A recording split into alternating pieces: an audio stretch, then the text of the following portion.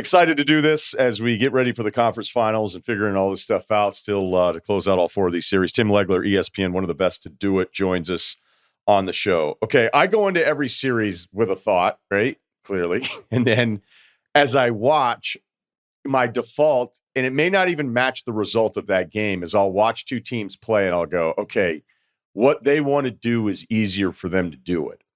And the Warriors-Lakers series is fascinating in that when the one team is doing the thing they want to do, the other team looks helpless. And right. I thought it'd be a 7-game series. It felt a bit like a coin toss.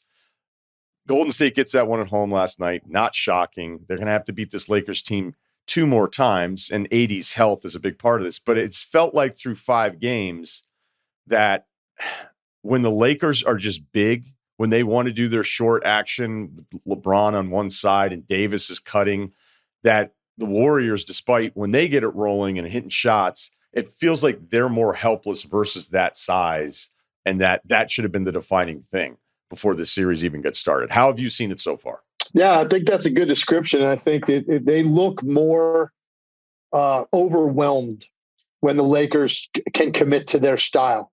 Because on the other end, I mean, yeah, Golden State, it's obviously a tough thing to deal with and tough to guard, and you got to have a lot of commitment to chasing and all kinds of communication on screens.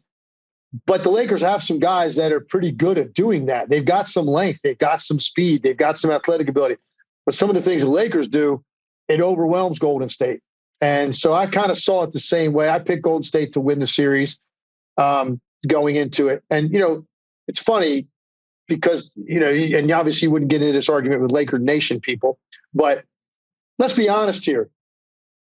If Lonnie Walker IV does not do what he did, I firmly believe that Golden State's up 3-2 in this series, despite the fact that at times, like everything the Lakers do, and they can go on these stretches where it does look unstoppable. They've got these two physical forces, and AD, there's no answer for him whatsoever. It's still ultimately the end of the day. It's like the Warriors style will win out over the course of 7 games because when they do it well, they do it at such an elite level, it can't be guarded. So I look at this series and people could say, well, that's ridiculous. If he doesn't do that, well, maybe somebody else makes shots. No, I'm literally going to say it. If he doesn't do exactly what he did in the fourth quarter of that game, Golden State is right now on the cusp of, playing to close this out. In the next game, we're getting a game 7 guaranteed at home. So even though it looks like the Lakers can overwhelm them physically and the Warriors look more helpless and they look more worn down, at the end of the day, the style that they play, when they play it well, I still think wins out. So it's a question of, can you get to that style at a high level often enough? And there's some things about last night's game that kind of drove me insane. And listen, at least Jordan Poole finally showed up a little bit. But it's nice that they had all their pieces working, playing that style. Then I really feel confident about the Warriors winning. But that doubt about exactly what you're going to get from who on a given night outside of Steph Curry, that could put them in trouble. Yeah, it was nice to see Poole because I felt like the third bucket he got, that layup with his right hand on the opposite side of the rim, it was like the most confident I'd seen him do anything. But then the downside of it was the guy took a heat check 3 when he wasn't in the midst of a heat check. Right. Rarely do you see somebody take the heat check 3 when they haven't made one yet. But anything from him. There does sound though, like in your voice, there's some angst, some frustration with Golden State though, about like the bigger picture 5 games in. Like what is it about them not doing something that seems to have you annoyed? The thing is this, I'm watching the game last night and right away you could see the difference when the game started. You could see the difference. And I've just sat there and watched for 48 minutes, just asking myself, why does Draymond Green not play like this every night? Okay. Why? And I'm not talking about, it's not like the guy went out there and got 35, like some anomaly game. No, that's not what I'm talking about. It's shoot when you're supposed to shoot. Look at the rim. Look at the opportunities that are presenting themselves for you. It's almost like he premeditated how he was going to play. And I don't understand it because he's got the ball so much. It's the same defense, the same reads. There's still going to be so much attention going on Steph and Clay and Poole and all of the action that Draymond runs, the dribble handoffs and all the reads he has to make, and all that attention going to those guys. That's there every single night. So can you explain to me why yesterday at his house, as he's preparing to go to the arena, he's already thinking, man, I'm going to come out tonight and I'm really going to get downhill and I'm going to look for my opportunities. Like, yeah, be a basketball player. We're not asking you to do something that's outside your wheelhouse.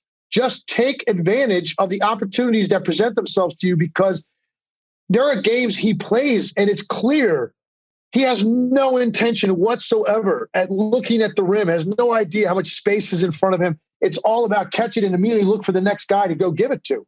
And I just don't understand. Last night, he was playing like a normal basketball player offensively and looking for his opportunities that present themselves. And look how different their team is when Draymond Green plays that way. So that was my frustration in it last night. I don't understand where that comes from all of the sudden on one night. Because some people thought, oh, maybe that's past him. He's older now. Like, we'd see more games like that back in his main meaty years, the prime years. Now it's like, yeah, you don't really see that too often, every now and then. Well, no, if you did it and you made up your mind you were going to do it every night, because they need you desperately to do that, because you don't have nearly the depth that they've had on these teams that they won championships with before, where he could get, an Iguodala or a Sean Livingston or a Barbosa or somebody to come off that bench and do those kind of. No, they need you. They need you to give them, 12 to 20, like somewhere in there, not games where you take 3 shots. It makes it too easy to guard them. So that was my frustration in watching that game last night, because he clearly made up his mind to do it ahead of time. And I don't know where that's been for the Warriors. Yeah, I think some of it's, he's so, like, we love his unselfishness, but it can get a little weird when you have one of the 5 guys never looking at the rim. And then I think the other players that are defending you start realizing, like, I don't even have to look at some of this stuff. But I think even the pushes off makes, because if Anthony Davis gets something deep at the rim, then by the time you're inbounding, you should be able to get to 5-on-4. I mean, it happens a lot with as great as AD has been. And that's the part, like, to get up 17-5, and they were actually even a little sloppy. So were the Lakers in that first quarter. It could have been worse. Lakers responding, kind of felt like, all right, a lot of people watching it, and it's like, all right, they're not going to totally mail this in. They got it to 9 points in the fourth quarter again. But I think the constant pushing is something you're right. You're at home and you're going, whoa.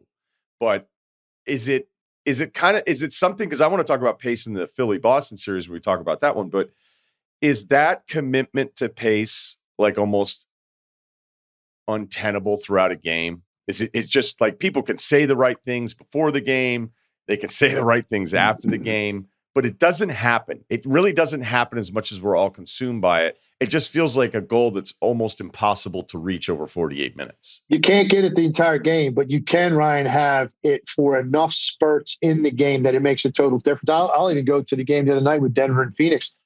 The game started that way for Denver, where everything, make, miss. I mean, the ball was up and moved 1 or 2 passes within the first 5-6 seconds of the shot clock, the entire first quarter. And Michael Porter Jr. gets clean looks. Now he's in the game. Other guys are making plays. Then it slowed down a little bit in the second quarter, and Phoenix, they start operating in the half court, and then those 2 guys go to work a little bit. Now you get that thing down to 1 possession. They go into the locker room, and they come out, and that was the biggest onslaught of pace in the entire game, was the next 8 minutes. And the game was over for all intents and purposes. So you can't do it the entire time, because it's not like you have the same personnel up and down your roster to do that for 48 minutes. So you're going to make substitutions, and it's just a different mix on the court. So you can't, but you definitely can impose that style of play on somebody for enough 6-minute spurts throughout the game to make all the difference. And I think that's what Golden State really did to the Lakers last night. Make or miss. This is how they were going to play. And when Draymond plays the way I'm describing, like he did last night, by the way, it also doesn't wear down Steph, Clay, Poole, Wiggins, because think about how exhausting it is. Sometimes when it looks like Clay and Steph are playing, right, just frenetic, 100 miles an hour, and they come down and they make a dribble move and they drag 2 guys and they throw it back to Draymond on top of the key. And then it's like, okay, now I got to go chase it again and go get another dribble handoff. And because this guy's not looking at the basket and there's 8 feet of space in front of him, that wears those guys down too. So Draymond, it's pace, but then it's also inclusion so that those guys can get a little bit of a break on some possessions. And it just makes them feel more empowered. Like we have a legitimate chance to win this game rather than I've got to go hunt down another shot, because that when they look that way, that's when things get off the rails for them. I want to talk about LeBron because, 20 seasons into this, it is historic. There's no comparison. It is incredible. And I'll admit, though, watching it one game in person and then, watching last night, like the overall numbers are great. I mean, the guy's basically like 30-10 again. And he's going to get his 4 to 6 free throws. He hit his threes last night, which, I was never really worried about. But it's a bit like a boxer that's kind of stealing rounds with him. Like there's not a lot of him initiating the offense. There's almost no, I'm taking you off the dribble. It has to be a downhill catch and he's there. It has to be a push and transition. And then it's some threes. He makes all the right reads. We get that. There's some off-ball stuff he'll still do. Like there was a cut in game 4 where they were coming to double AD and LeBron read it perfectly and was like, all I have to do. And again, it seems so simple, but so few people understand it every single possession. So I don't want to be critical, but when I think of the Lakers through like a championship run, even at 20 years, I think there has to be a little bit more where it feels like he picks his spots. You look at the box score and you go, dude, this guy did it again. But over the course of the game, and I'm not talking just about the starts, I don't know if it's deferring. I don't know if it's pacing. I don't know if it's him understanding the game. But there are limited like offensive initiations from him that it's just weird to ever see because we've never really seen that. Yeah, I agree. And I think you also have to now go around the league and look relative to these other teams, like, and what their primary focus is when they cross half court and what they're going to run. It is a little bit different for the Lakers compared to other teams, right? And because like basically you look at a guy like Jokic and it's like inconceivable that 2 passes are made consecutively on the same possession and one of them doesn't go to him, right? I mean, it's like everything ends up back in his hands, right? And he might not end up getting the assist or the bucket on a given play, but nothing happens. No action unless Jokic is the primary guy that we're doing everything through touches or screening or whatever it may be. So that feels a little bit different with the Lakers. The guy is still amazing that, what amazes me is there are still spurts in games. Every night you watch LeBron play where he is still the best athlete on the court. That's the part that defies logic and biophysics and like aging.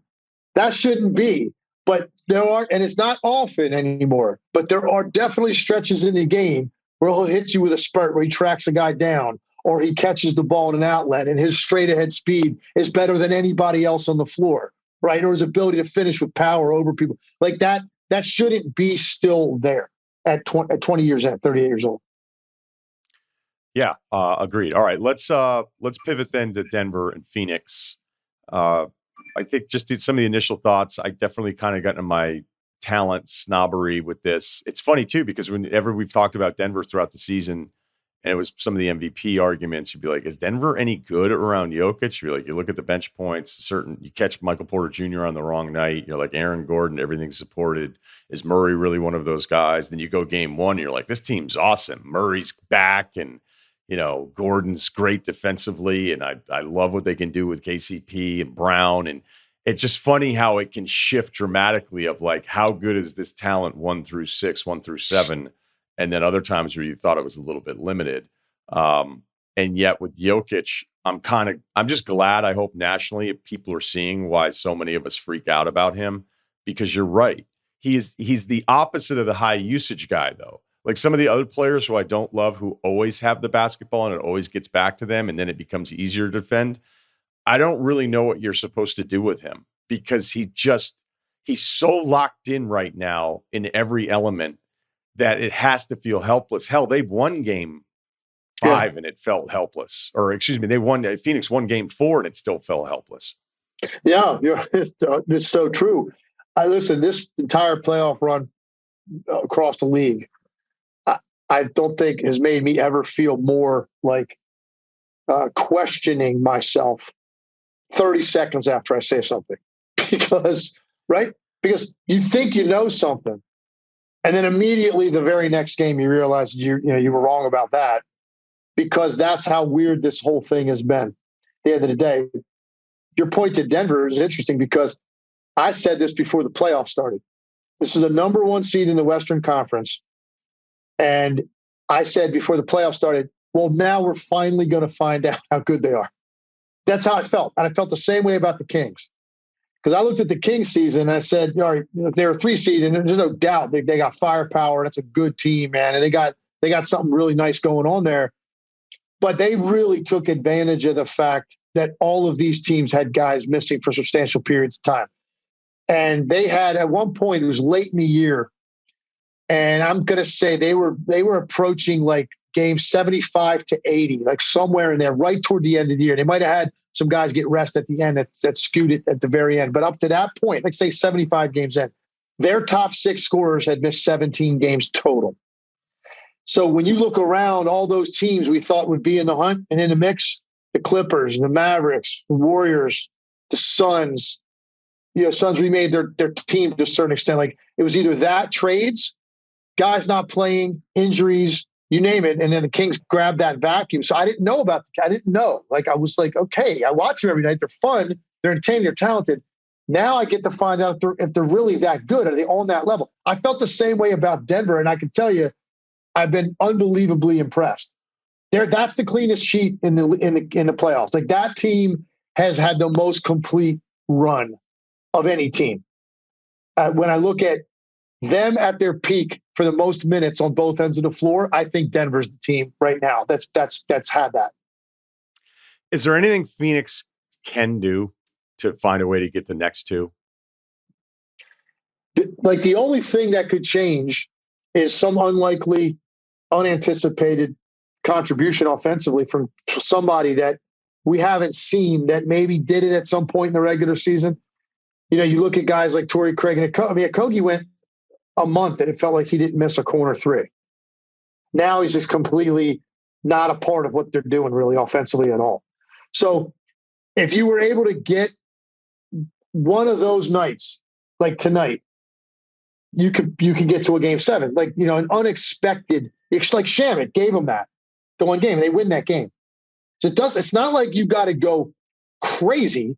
Just please help and contribute at a key time, because of the amount of energy that Booker and Durant are expending, hunting their own shots against multiple defenders is just not a sustainable way to win. You have to make teams pay, because they won't even rotate to the corners, Denver. They don't even get there. Like those guys can have as much as they want. So that's probably the only way Phoenix could win the series. I mean, think about this, Ryan. You're saying basically they can't win unless their top 2 guys get a minimum of 70 points. Like, no shot. So is that sustainable? No. So you're going to have to get, and it's not like guys are going to go get their own shot. They don't have players like that. Chris Paul's not, I think Chris Paul's probably, who knows, we ever see him again. If it goes 7 games, he might not play at all in this series. Who else on their team could go create anything offensively for themselves, whether it's a ball screen and find a guy or go get offense, like go get a shot for yourself? Nobody. It's 2 guys. And that's why against a team this complete, they look like they're in trouble. I picked Phoenix to win this series because I thought Chris Paul was going to be a major factor in the series, and he's not. And they don't have enough without him.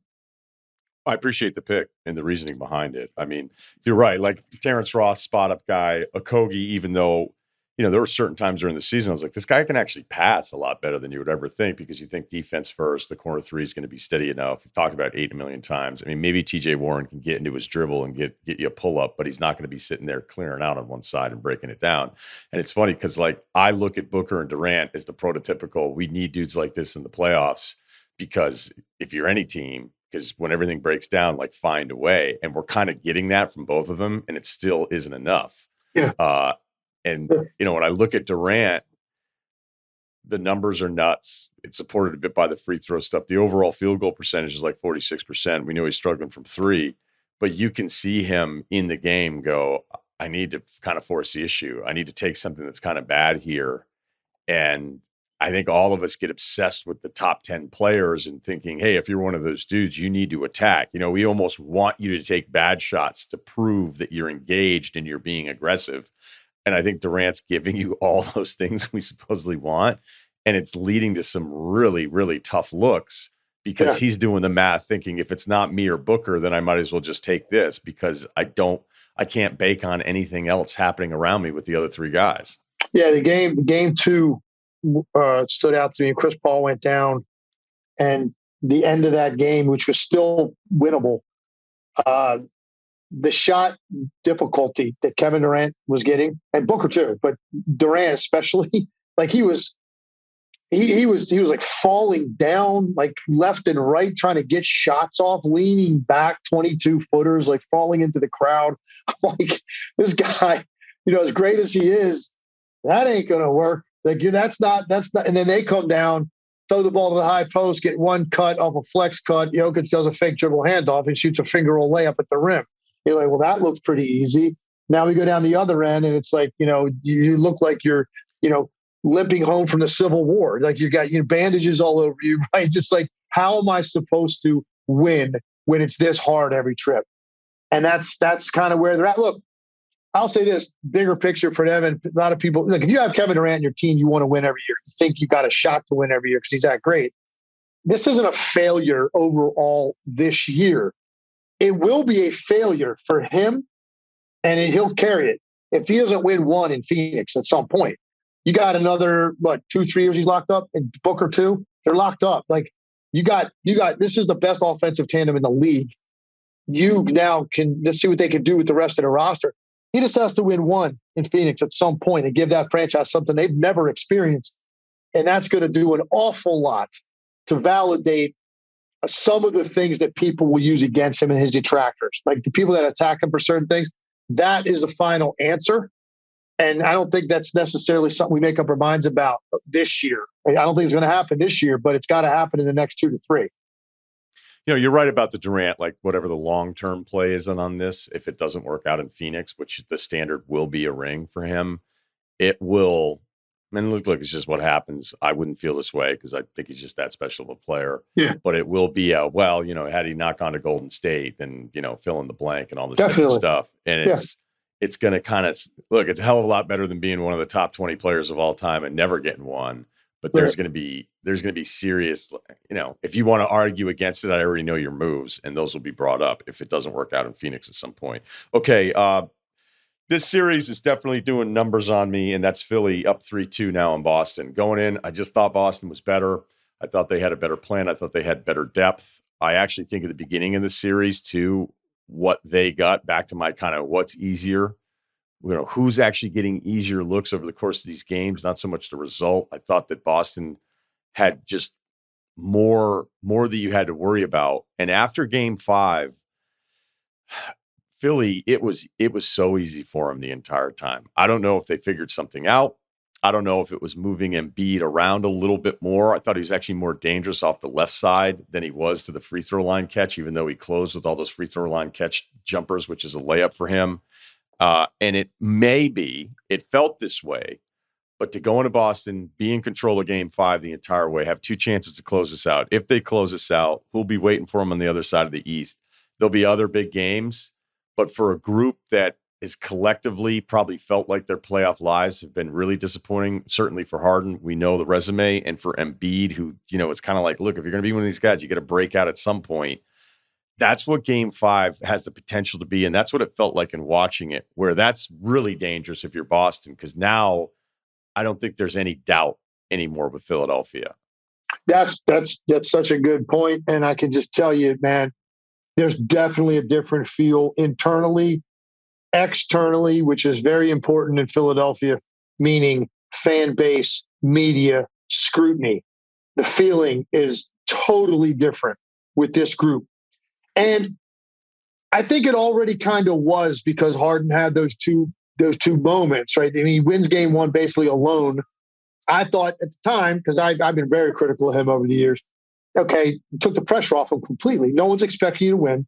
He's going to come out, test the waters. Let me see if my step back 3 is working tonight. And now let me see how they're going to guard me. They allowed him to pick whoever he wanted to play ball screen against. He got Horford a million times in that game, and he was feeling it. And he had like a roll back the clock, I'm in Houston moment, got him a game. Okay. Then 2 and 3 look more like James Harden that I know in the postseason when the pressure seems like it just collapses him. Never in a million years would I have put money on his performance in game 4. No chance. And he did it. That, I think, alone alleviated some of that, that just the layers of past failures that just pile on in that building in Philly. Like that cleared a lot of that. But now you go up, and this is one of the most monumental moments in like probably the last 20 years for Philadelphia to go into Boston to win that game, and not just win the game. And it's very rare, I think, in all the years I've been doing this, that I've seen a team at home in a must-win game, like later into a series, at no point make a threatening run. This is a team that clearly was a better team than Philadelphia all year.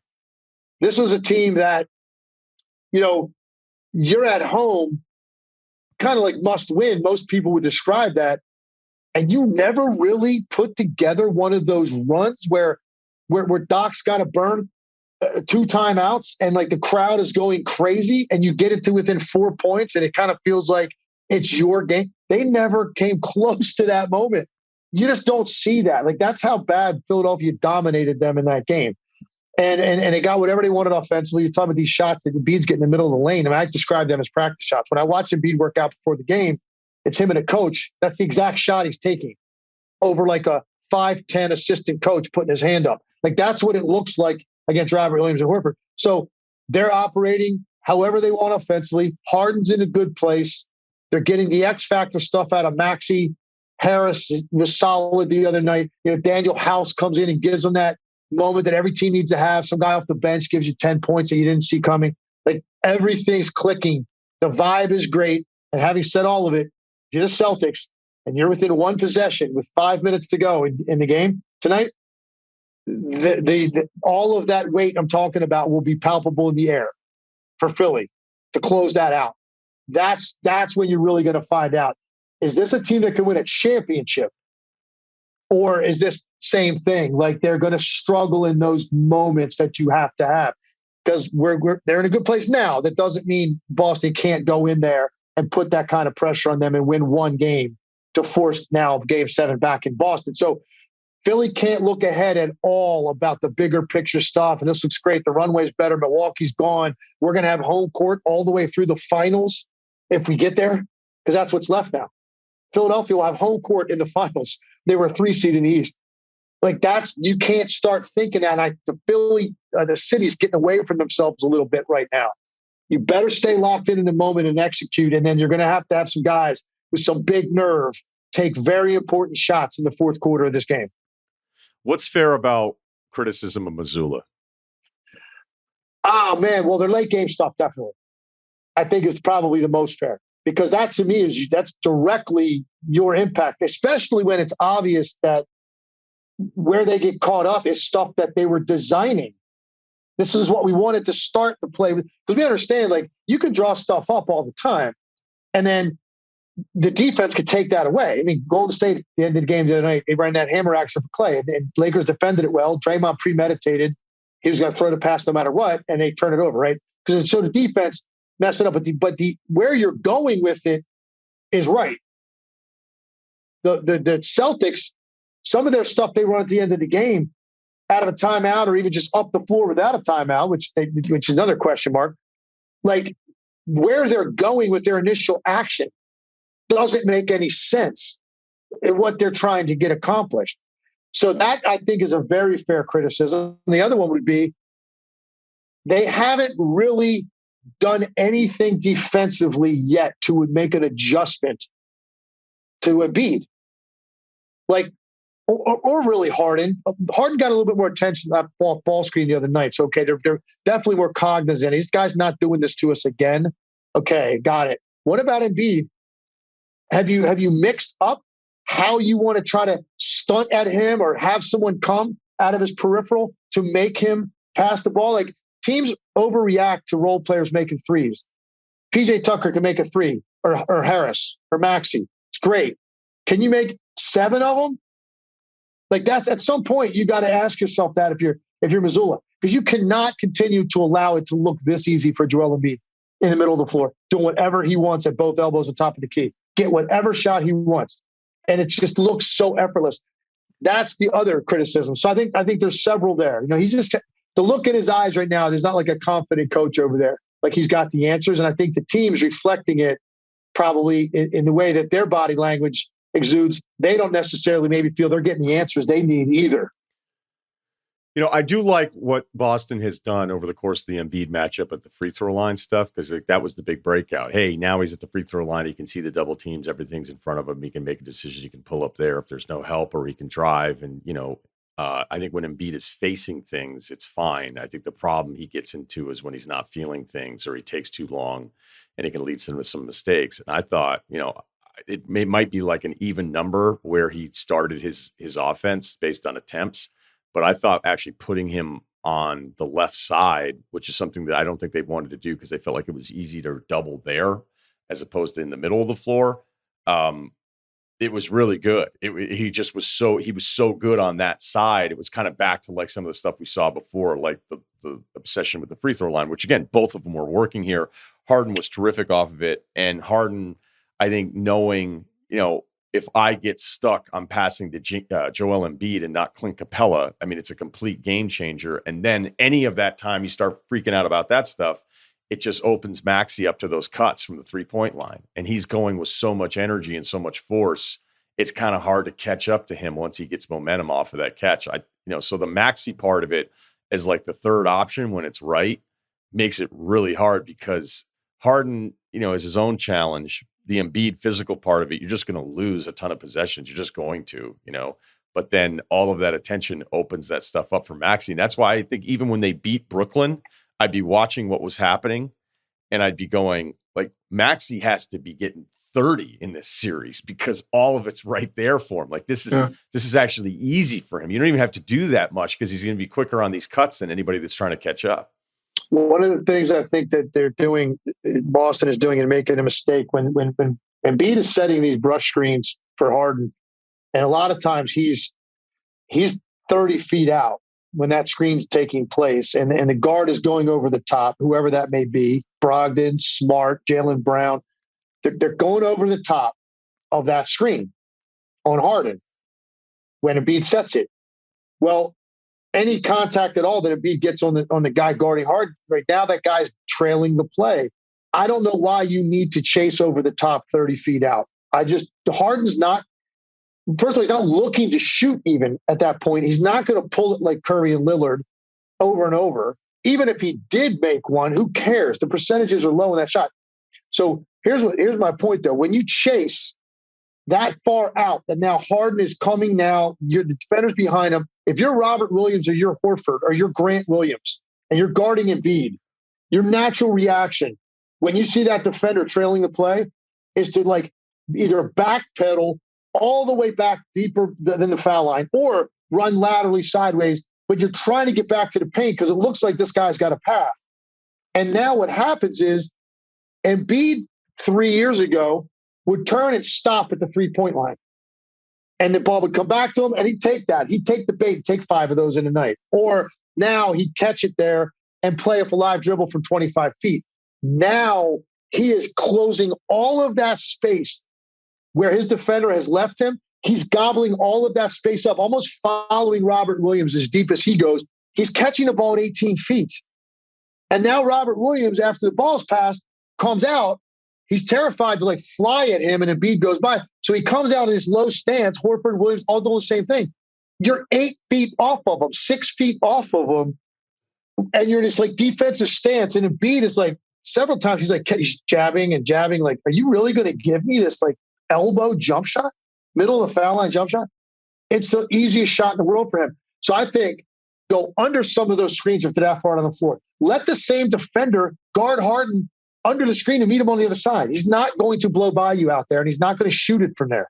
Now you don't have Williams have to get so far off of Embiid that when he catches the ball, you're closing out from 12 feet away from him, and Embiid's just going to take this easy shot. So I think that's one adjustment you can make.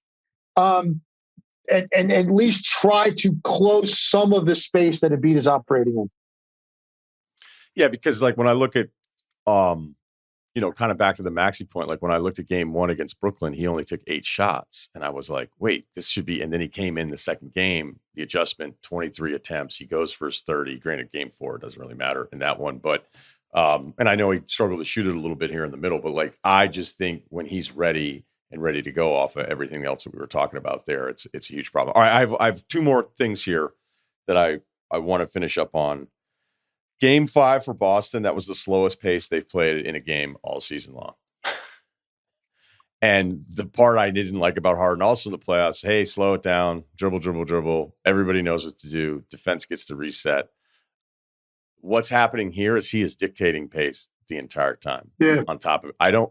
How does that become so contagious when Smart says before the game we need to run, Jaylen Brown says after we didn't run again, and it's your slowest pace game in a 2-2 game 5? How do you let that happen from back to your playing days where you're looking at everybody being like, we know what's happening, we know why it's happening, and we're not doing anything about changing the pace? Yeah, no matter what, you have to be committed to do it because you know how important it is in the series. I think Philadelphia did a really good job. 1, making shots early. 2, Embiid got on the offensive glass and got to the foul line. That slows the game down. I think Philadelphia was so good offensively at different stretches in the game. It forced them to take it out of the net. That's not an excuse because we've talked about Denver. We've talked about the Warriors. You can play that way anyway. And when you're at your best, it doesn't matter. You get it out of the net and you go and you force them to get back and kind of scramble and not be set. So that's not an excuse, but I think that did contribute to it for Boston. I also think it was weird. It was an element in that game where Boston looked a little shell-shocked by what was happening. Like they talked about the weight in Philly. Well, they certainly felt that in Boston the other night. And I think it was almost they were running in mud at that point because they really didn't. They had no answer for what was being done to them. And all of those things contributed to it. I'm fascinated probably as much as any game, maybe more than any game that I've seen so far in the postseason about this game tonight. How does Boston play and react? How do they react? How much fight do they have? And then how does the pressure affect Philadelphia with so much on the line? I would be very surprised to not see any kind of fight from Boston, knowing they're 48 hours off of their most disappointing game of the season and knowing that it's basically the same group as last year that was down 3-2 to Milwaukee and had those game 6 and 7s. So you're like, there has to be a little something in the DNA there. I didn't think they were going to beat the Warriors last year. I thought it was close. There were offensive struggles. Looked like they'd fixed some of those things. The late game stuff, for Tatum to go that late at the end of game 4, and you're like, how are you at this stage? Like, how are you already on the final stage?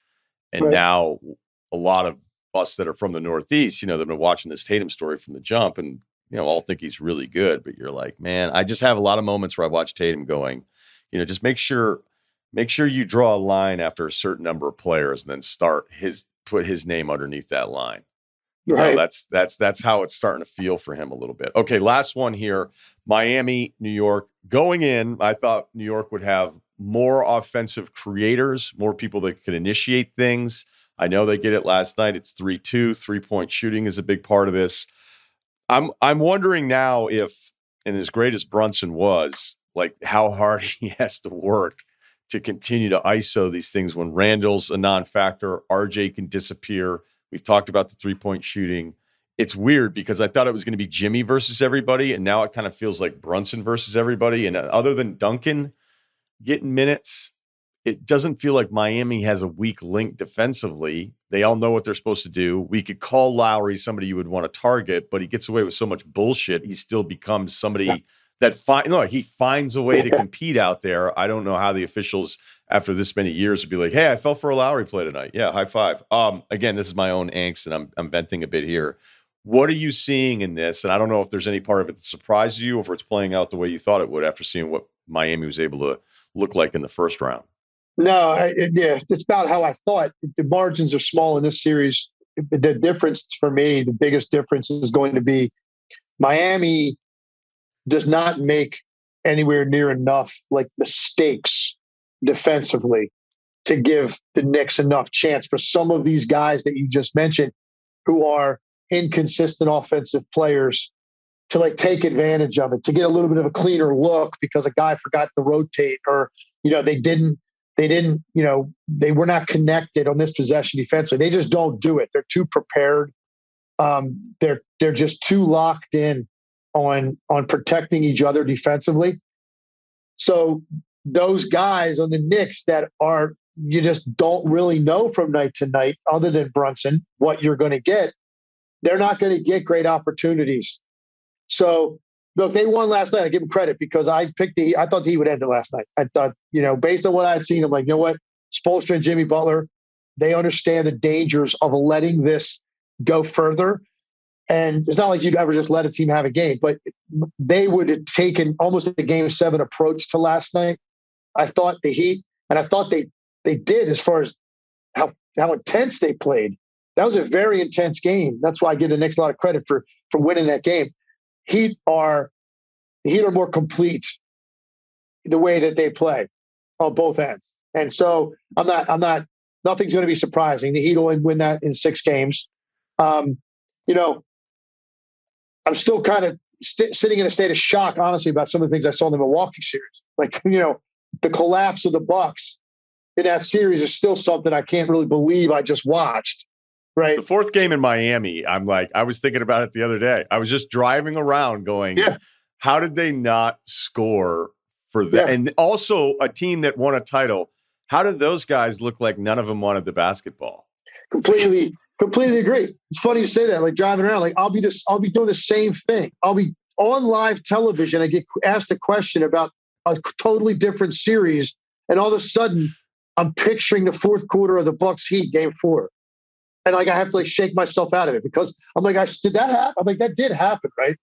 Like, that definitely happened. The Bucks are home. You got to go check the box score sometimes, make sure they're not playing. And like, I'm dreaming this. So look, they got through it, bottom line. And now, they're going to be in the conference finals, and that will be an interesting matchup no matter who they get. But I'm not shocked by anything in that series. The Heat are better. They've got more ways to beat you, and they do not beat themselves. Okay, I lied. I do want to ask you one more question, so I appreciate the time this morning. There's been a big push, at least on the social media side of the things, a lot of the stuff that probably too many of us that talk for a living reference for the audience. That's like, what the fuck are you guys talking about? But people have really enjoyed your breakdowns after the games with SVP. And then it started to become like a bigger conversation of like, is there a home for this? And Bill and I talked about it on Sunday. And I said, I think the problem is like when I see what actually works on NBA stuff and coverage, I think the dramatic big picture questions that can swing that, again, I do sometimes myself here, like that's actually what drives conversation, that drives eyeballs. You can do both. I mean, we've had you hang out with us you could be a talk show host if you wanted to be, but when you do these breakdowns and you're actually explaining to a lot of us that maybe don't figure it out or have no idea what's actually happening in some of these games, it might be self-serving for you to say, yeah, of course there's an audience for it. There should be more of a breakdown thing. Do you ever discuss any of that stuff of like long-term having a different product for a league that so many of us are obsessed with? Kind of not to the depth that I should. And that's kind of a focus for me in the off season because there is such an appetite for it. And that's obvious to me every year at this time of year. Because I'll be honest, and I was saying this before I came on.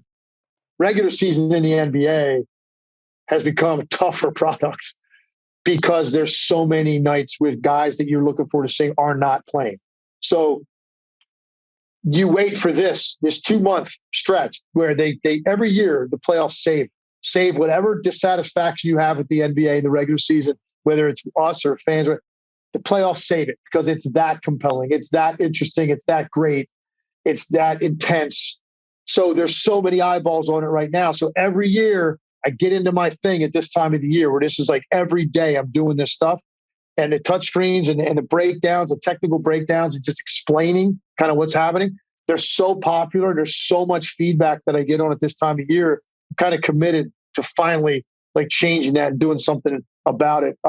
Because I just think there is such an appetite for it. And it's obvious every time I do it, like the reaction is so great to it.